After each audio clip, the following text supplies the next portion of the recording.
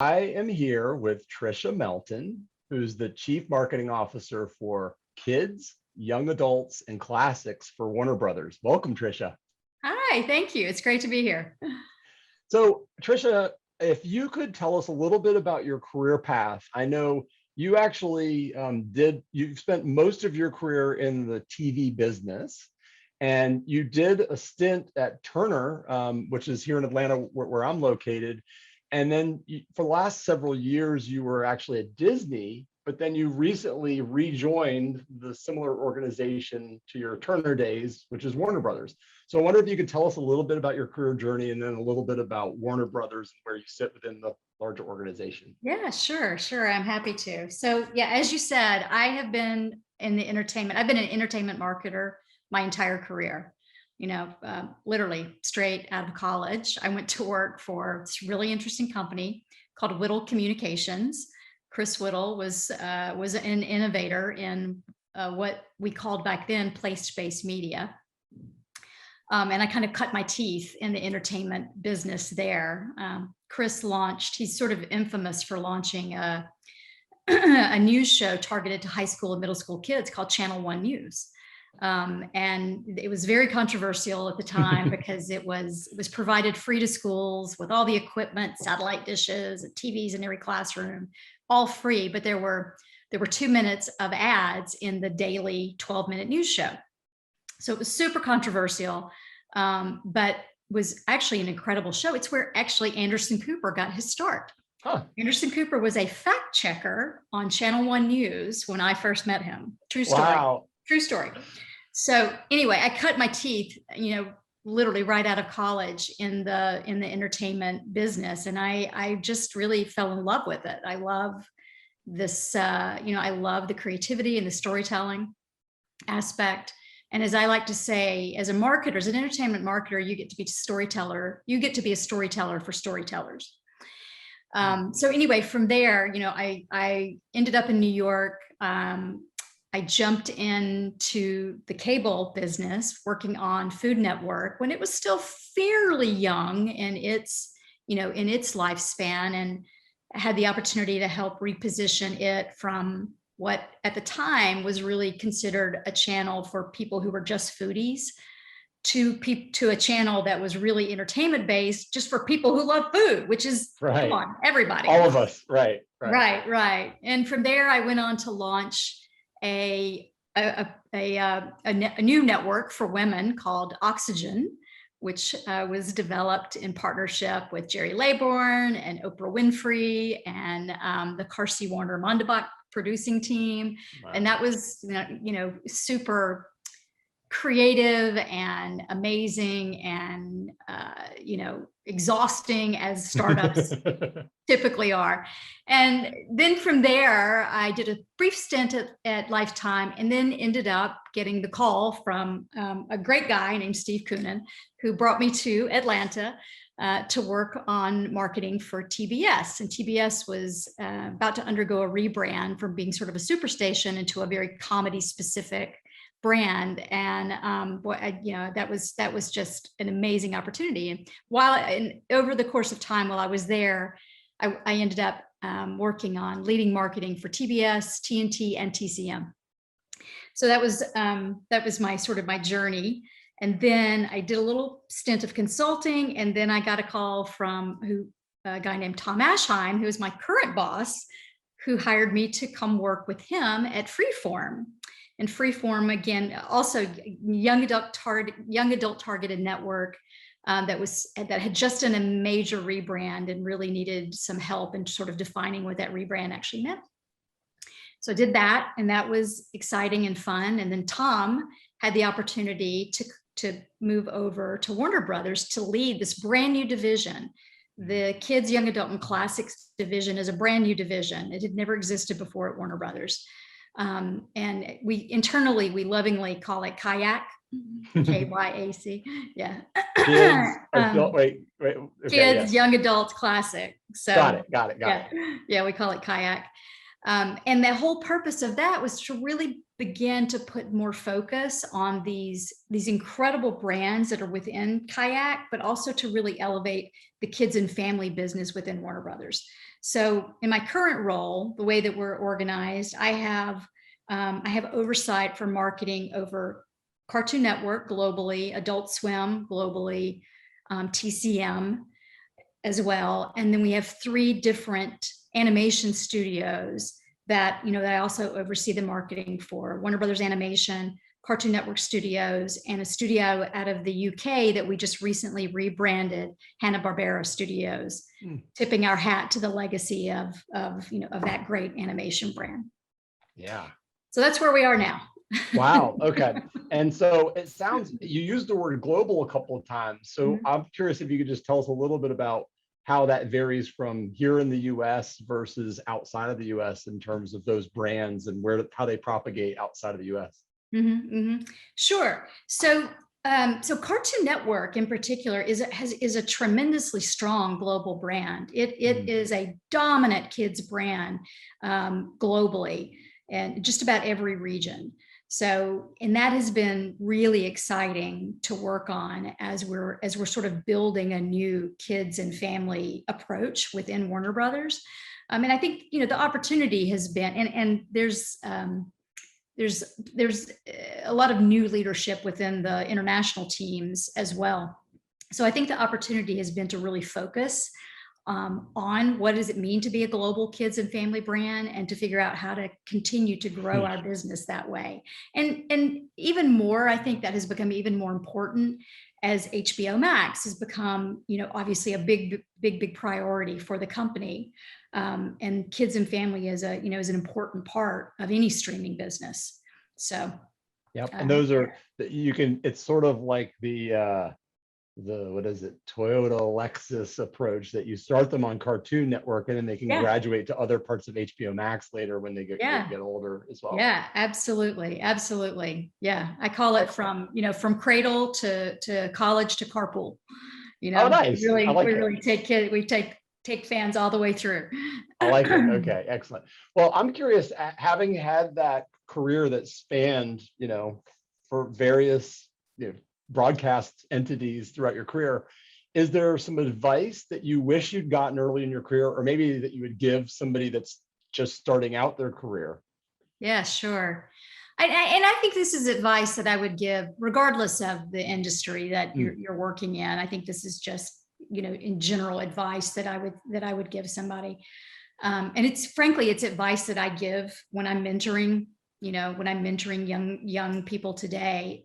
And that is really manage your own career. You're responsible for managing your own career. Don't assume that your boss, your HR department, your company is going to do that for you, because, they won't. And really, that's not their job. Their job is to run a successful business. Managing your career is your job. And the other thing I would add to that is, closed mouths don't get fed. So you have to understand what you want out of your career and plan for it accordingly, and ask for what you want. I love that. And also just the visual of the birdie in the nest, chirping and speaking up. It's like, absolutely. But also, you have to know when to not chirp too much, I think, too. Right. There's an art to knowing when to ask and what to ask for. Absolutely. Well, and I think that's one of those arts that gets honed over time throughout your career. You get better and better at knowing when to ask and when not. Yeah, true. Very, very okay, true. So I believe that everybody has a superpower. And so I'm curious what you feel your superpower is. Well, that's it. What's your superpower? Yeah, that's a great question, because I agree with you. I do think most people have a superpower. It's always harder when you're asked to reflect on that upon yourself. But if I had to pick a superpower, I think one of the superpowers that I have is, frankly, the ability to adapt. And that, in the industry that I'm in, is, and probably in most industries, but I think very specific to the industry that I'm in, the entertainment industry is crucially important. I mean, it's partly what I love about this business, because again, one of the things that I'll say, to people I'm mentoring is, if you're getting bored, just wait, it'll change. Just give it a minute, because it's going to change. This business is not static. It changes so quickly. The viewer behavior changes, the business, the business principles of this particular industry change so quickly. And that can either be maddening, and I have, I definitely have had friends and colleagues who have I'm done, enough. It's too, Right. it's too much. I can't keep up with the bouncing ball. Or you embrace it and you're like, okay, new day, new challenge. Everything that we've learned for the last 10 years, throw that out the window. We're starting fresh. And we have to reinvent, and we have to rethink about how we go to market, and we have to rethink what we know about the consumer. And I love that. So, Well, I think, and particularly in your business more than most, obviously, the way consumers consume content has changed radically.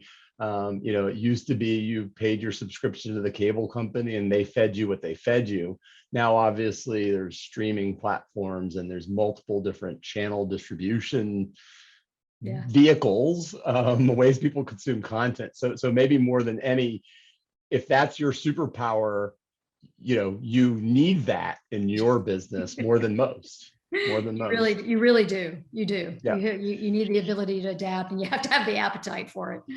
Absolutely. Well, then that leads me to this question, which, as we're recording this, we're emerging, thankfully, out of pandemic. People are getting vaccinated and starting to get back to their regular lives and seeing people in person again. But other than the challenges that come with, we're all working from home and dealing with kids and things like that, what's the biggest challenge that you face as a marketer today, aside from that? Yeah. Well, you touched on it in the conversation we just started. This is a business that's in a huge paradigm shift, and I do feel like every 10 years there's another huge paradigm shift in this industry. But we are really at the apex of one right now. And as you said, streaming is replacing cable. The streaming marketplace now is becoming wildly cluttered. Netflix had a chokehold for quite a long time, but that's not true anymore. So viewers truly have a gazillion viewing opportunities among different platforms, and just the quantity of really interesting, great content. There truly is not just something for everyone, but multiple somethings for everyone.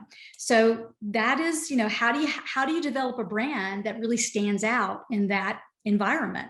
Right. How do you have to have a brand that matters, that means something, that's meaningful, that cuts through all of that to truly be, a successful, strong, thriving brand today. So that is the challenge at hand. Mm-hmm. I love that. Well, and just from our interaction, I know you've had some experience doing that. You talked about the rebranding of TBS from a broadcast station to being a sort of a more niche focused entity. I know we know a lot of the same people in common that worked with you on that endeavor, but as a marketer, it's again about understanding the audience and what they want, and then figuring out how to best package the product to give them exactly what they're looking for. Yeah, absolutely. And to do it in a way that, that elevates your brand from being, a commodity to being a true emotional brand. Yep, absolutely. There's a question I'll ask you later about, and maybe I'll even ask it now early, which is there a brand that you really admire that you've never worked on, and what about it do you really admire? I'm curious, because it sounds like you're interested in brands that bring their passion, that bring out passion in their consumers. Yeah, it's so true. It's funny, if you'd asked me that question even a year ago, I would have said I would have said then Adult Swim. But I can't say that now because you actually work on we're it. Yeah, Adult Swim. you cannot use your own brand. No. I can't use my own brand. Wait, before Okay. you answer. So, okay, before you answer, then what is it about Adult Swim, a brand that you do work on, that you think elicits that kind of passion in your consumers? And then you can answer it for a non-brand that you don't work Sure, on. I will. I would have said Adult Swim a year because it's one of the strongest emotional brands I have ever seen, particularly in the entertainment space. I mean, fans truly love this brand, and the passion is real. And I'll give you an example. I don't know whether you've seen this in recently in the press, but just this past weekend, a TikTok challenge popped up organically. It's the Adult Swim TikTok challenge, and completely organically, I hand to God, we did not seed this on TikTok, but fans started making their own bumps. Adult Swim does these interstitial pieces. They've been doing it since about 2003, where we really speak directly to the audience, through a very authentic voice. There's not a corporate brand filter. It's really just about talking to the audience about what moves us, what we find funny, what we find weird, what we sometimes find poignant. But it's a very sort of direct, and it always has lived on air, as part of the program. It's part of the brand. It's part of the brand voice. But fans took that and owned it, and on their own started creating these viral Adult Swim bumps where the logo would show up in weird places. And, first of all, you got to applaud the creativity of fans. It's amazing. But when I say this thing has taken off, it's incredible. We have, and I'm going to refer to my notes, we have 196 million views since this past weekend on the Adult Swim hashtag challenge. Wow. 196 you million. could have tried to plan a campaign and it wouldn't have gotten No, you could. But what we did do that I do think, again, speaks to the power of the brand is when we saw this beginning to happen, which totally happened organically, we quickly put out, we posted back on TikTok to our fans, said, hey, we've been talking to you guys for years. We're so happy you're finally talking back to us. Let's keep it going. And that just was like, poof, that was just like adding, engagement and fuel to this fan fire that was actually happening. And it's still going. Wow, it's just, cool. it's amazing. Well, so kudos to you for not, I remember when Diet Coke and Mentos happened many years ago, and the response, I'm not going to throw anybody under the bus, but I remember the initial response for Coke was, our product is made to drink, not pour on the ground, kind of thing. And I think Mentos' response was, hey, you're buying more Mentos? Great. We don't care what you do with it. And kudos to you for recognizing that something is catching fire, something that you can't control, right? And it's catching fire. And instead of putting out the fire, you throw a little bit of fuel. You throw a little bit of fuel on there. No, we would never put out that kind of fire. And that's part, that's part of understanding, your consumer. That's part of understanding your fan base. I mean, we are essentially a young adult brand. And, we really have to understand the space that we live in, and we have to understand, and we want the brand to be a living, breathing thing that lives, outside just of a television screen, right? So, so that's a key part of it. But yeah, it's been pretty phenomenal to watch this and to see the creativity and the passion is just incredible. I love that. I love it. All right, so now tell us about a brand you've never worked on and why you think why you're passionate about that brand. Okay, so a brand that I've never worked on that I have tremendous admiration for was, this is not going to be shocking, but it's Apple. And it's for a lot of the same reasons. I mean, it's iconic. They lead, they don't follow, but they are the epitome of an emotional brand. The brand love is so elevated, even above the product, which, the product is great. And, at the end of the day, the product itself is a badge, but the love that people have for Apple as a brand is, it's key to their success. Yeah. And I'm really intrigued and really all about emotional brands. So. Well, you make a good point though, Tricia, in terms of the actual hardware, is not necessarily superior to the competitive hardware. I mean, Yeah. same processors and components of the same product, basic functions, but it's a focus on creating something, an overall experience for their consumer that elevates it beyond just the physical piece of product. An overall experience, a sense of style, a sense of wanting to belong and be part of something that feels bigger, than the product itself. So Absolutely. yeah, so I'd have to say Apple. Great.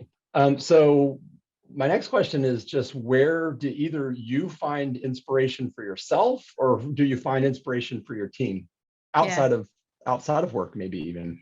Yeah, well, it's funny because I feel like this is this one is actually an easy one for me to answer because I'm in a creative business. And I think that for the most part, myself, my team, we really do get inspired by the work around us. We get inspired by showrunners and show creators, by artists, by animation artists. We get inspired by musicians that we work with. In the particular case I was just referencing, we get inspired by our fans who are creators in their own right.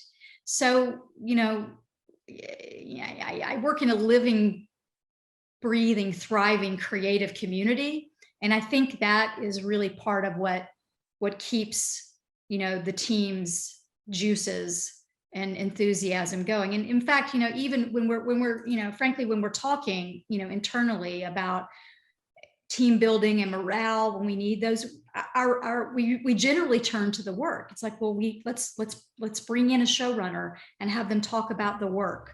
Let's show the work. Let's show new programs that are in development. Let's show people the slate, and that gets people super excited. So yeah, I love that.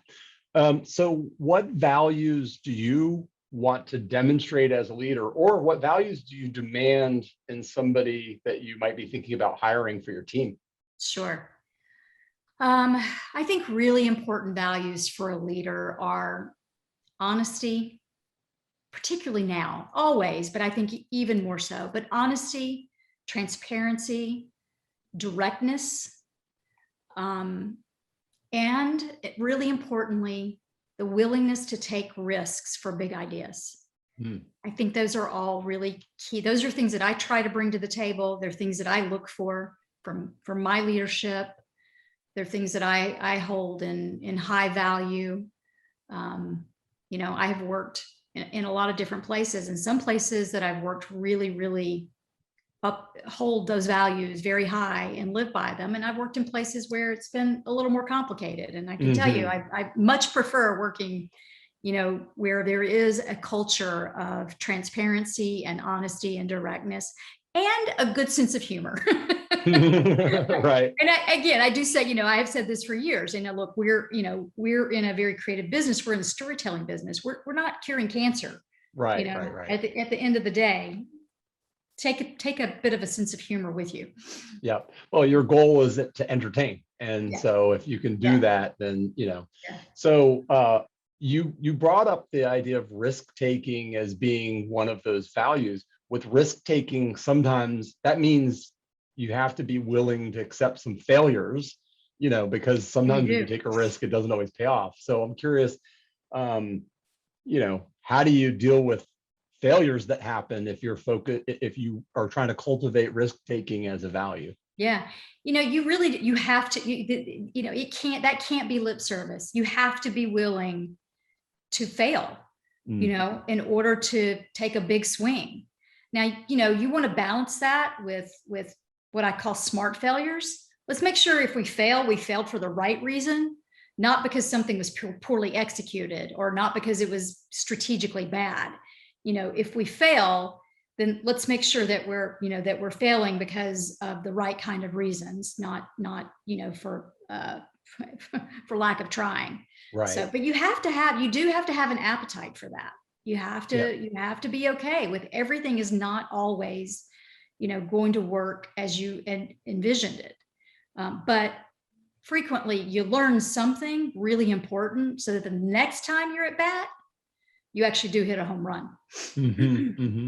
Yeah. So the failure has to get you closer to the end goal of success. Yeah. It Fair, really does. totally fair. All right, I'm going to shift gears a little bit. So setup exists to connect and empower marketers because we're better together. And that often takes the form of our matchmaking brands and agencies together.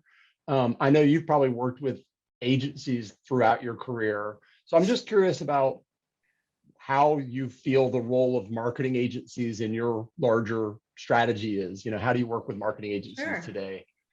And this across my career, you work with different types of agencies all the time. There's just, at least from my perspective as a CMO, there's no one size fits all. I don't typically work with in AOR relationships. The one exception to that being media planning and media buying. That would be the one exception I would say. Yeah, right. I'm always going to hire, an agency for media buying. It's an expertise. There's all sorts of reasons why that is a must-have.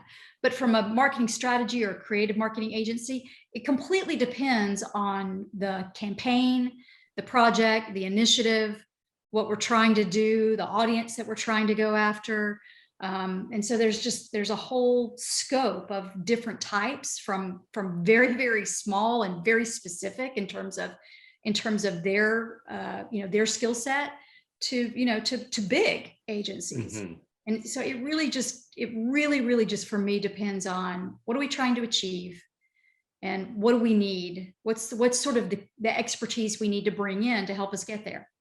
Yep. And you mentioned media planning and buying as an example of something that you always want to hire a discipline expert that really knows that, lives that craft every single day. Are there other disciplines that you always would want to keep in-house because you would never, ever outsource them? And then are there other things that you would always, like media planning, where you feel like getting somebody that has outside perspective is always a benefit? Right. Well, it's interesting at Warner Brothers, within Kayak, we actually have, and actually Turner had for years, has had an internal media planning team. So we don't even outsource that. We don't even outsource the planning. But the buying, we do. Buying. Yeah, the negotiating and that. Buying, you have to. And that is the one I thought about that for a long. That's really the only example that, at least for me, that I could give to say that I would always outsource the buying.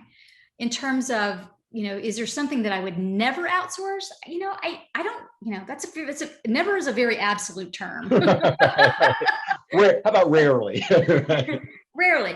The area that I have found that I think works the best, if you can resource it to keep internal, is managing your social channels community. Like I personally believe it, and again, it kind of depends on the resources that you got in terms of being able to actually do that. But my experience has been that nobody knows the brand and understands the brand the way that your internal teams and your brand teams and your social teams really can. They're in it every day. They're living it. They're breathing it. It's truly like a living, breathing organism. So to the extent that I can, I like to keep that community management internal. Absolutely. But you can't, just depending on the resources, you can't always do that. Right. Yeah, it's labor intensive. It's my preference. Yep, makes complete sense. All right. Yeah. So in terms of, we all in marketing sometimes interact and interface with non-marketing functions within the organization. And so I'm wondering how you demonstrate the value of marketing to those that really aren't marketers by trade and don't really understand what we do every day. Yeah, it's true. And that's the ongoing joke with marketers, right? If I could very specifically pinpoint for a finance person my ROI, I wouldn't be here. Right. Actually, Jen Dorian and I worked on a project at Turner together many years ago.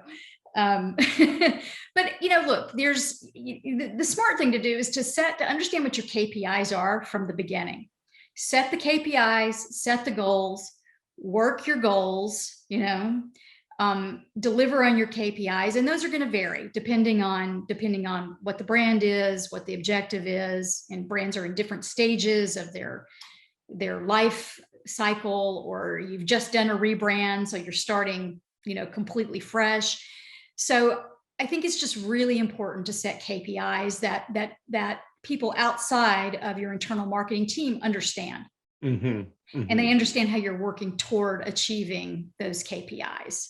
So, and then the other thing is, my other sort of slightly snarky answer is, I can demonstrate the power of marketing. If you want to turn the spigot off, I'll show you how fast. Right. I love that. I'll show you how fast. Right. If you really, but you're not going to like the deprivation model. right. If you really wanted to, like, let me demonstrate the power of sleep to you by keeping you awake for a week straight and see how you feel about sleep.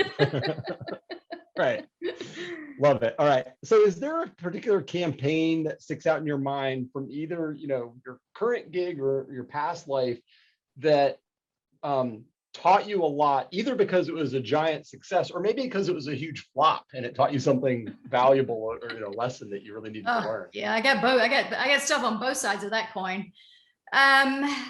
This is sort of the one thing that comes to mind, and it's sort of culturally relevant to where we find ourselves now. But when Tom brought me over to work on Freeform, as I mentioned, Freeform had just rebranded. They had gone from being ABC Family, which was, very sort of soft, safe family program, to Freeform, which was very much a progressive young adult brand.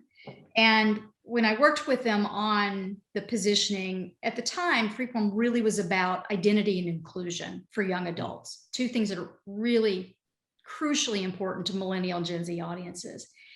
And what that taught me was how important authentic representation in the entertainment space really is. It really, really matters. It is for people to really be able to feel seen and heard and understood, in entertainment. It makes a huge difference. It's really meaningful, for example, for a young person with autism to see themselves reflected in a show with a character who has autism, but who also has, deeply nuanced personal relationships. It's incredibly powerful to have conversations about race and colorism on a show like Grownish, or for people to understand the misconceptions about bisexuality by watching one of their favorite characters on a relationship drama. The power that entertainment storytelling can hold to truly reflect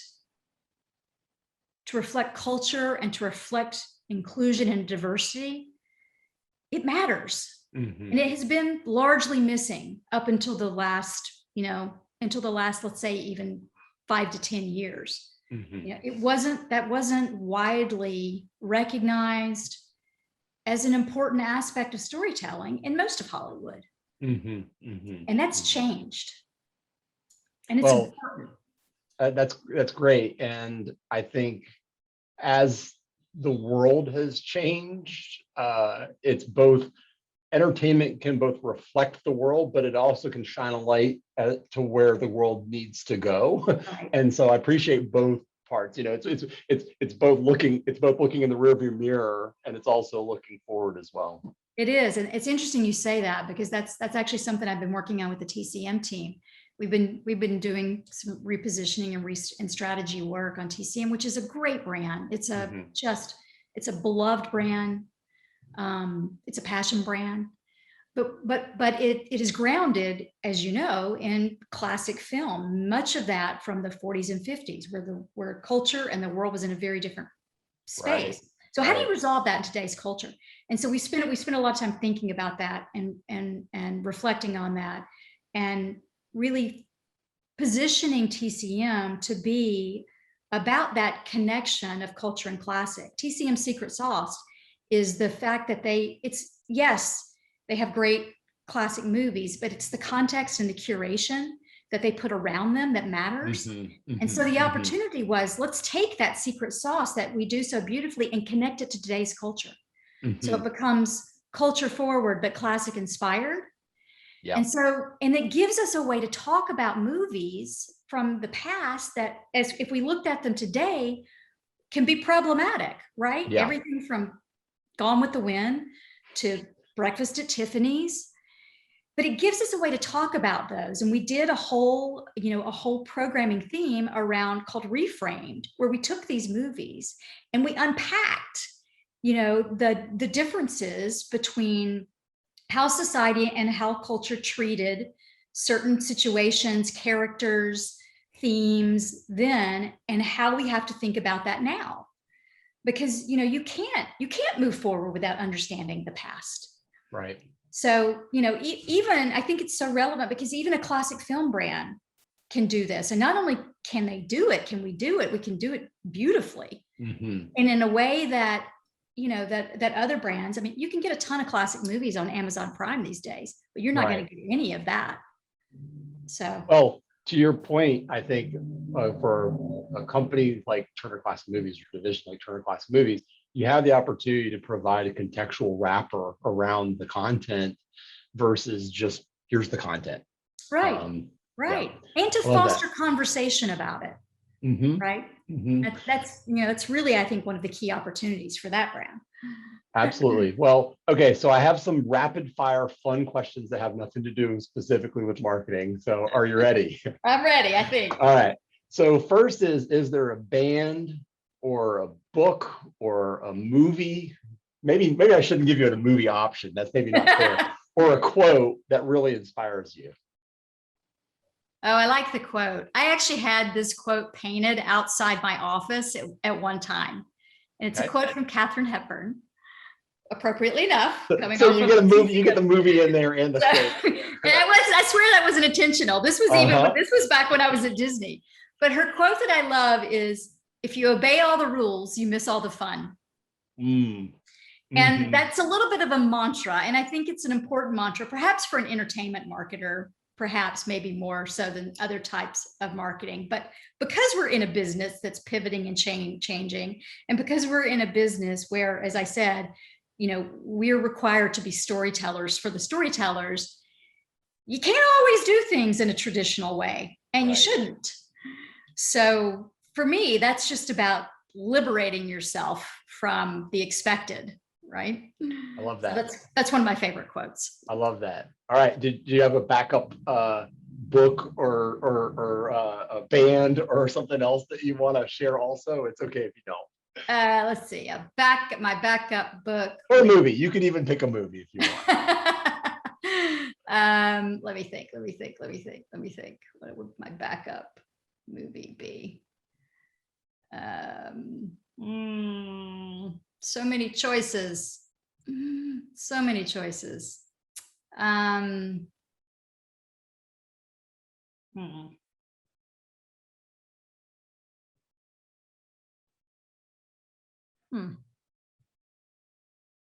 right, I'm going to go with Harry Potter. Excellent. I'm going to go with Harry Potter. Book or movie? Both. Which book? And I'll tell you why. Which book or which movie? Well, let's start with the first one. Okay. Here's what I love about Harry Potter, other than just incredible imaginative storytelling, and it's hard not to love the world building aspect of Hogwarts. But at its core, it's a story about other, right? It's a story about what it means to be other, to be different, to be shunned for being different. And it's about the power of friendship to overcome that. So, wow.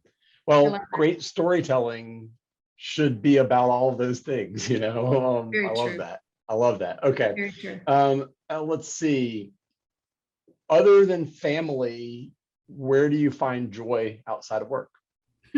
I love that you assume that my family doesn't drive me crazy. Well, I say that because I don't want everybody to always just goes straight to family. Gives me joy. Like, no, I want to hear about something else. Which is totally fair. Yeah. And they do bring me joy. I have 3 kids. Okay, so I think the things that really, some of the things that I think that I've missed the most, it's interesting about COVID, talk about deprivation, right? You really begin to learn what are the things in your life that that you really value and that you've missed the most. So travel would be one. Yes. And, very happy that we're slowly being able to begin to experience that again. That gives me great pleasure. And I just love the fact that, travel, particularly to another country, that's an inspiration, right? It just completely gives you, new perspective. So I love that. I have a French bulldog named Milo that I am, stupidly fond of. Yeah. Let's see. I find joy in a great bottle of wine. And I find great joy in the shoe department at Saks. Well, here's to being through with, through the bulk of COVID, because there's really no reason to wear a great pair of shoes from Saks around the house. So now you have a reason to wear them out somewhere. Right. That was one of my deprivation aha moments. Right. Okay. My last question is is there something that you wish that I had asked you as part of this conversation, or that I should have asked you as part of this conversation? Oh, you know what? You and I, we know so many of the same people.